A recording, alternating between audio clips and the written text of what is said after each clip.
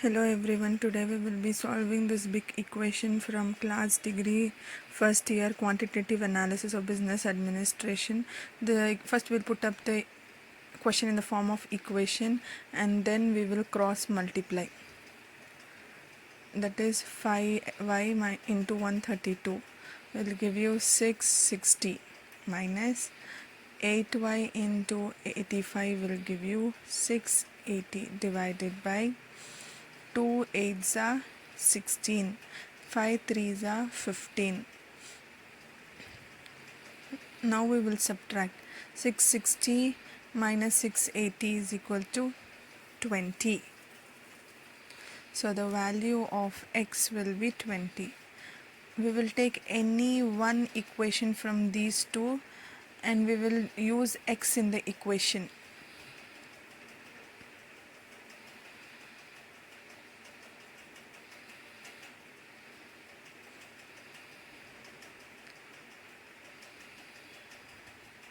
Now wherever x is there we will use 20. Instead of x, 20 plus 5y is equals to 85.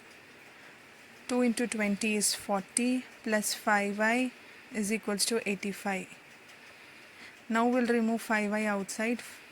5y is equals to 85. If it is plus, we are shifting from one side to other side, it will become minus 80. So it will be 5y is equals to 45. Y is equals to 45 by 5. 5 ones are 5, 9s are.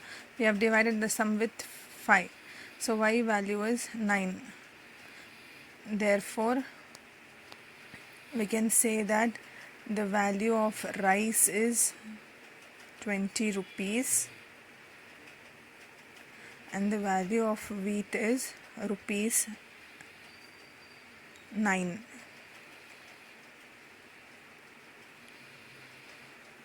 Thanks for watching.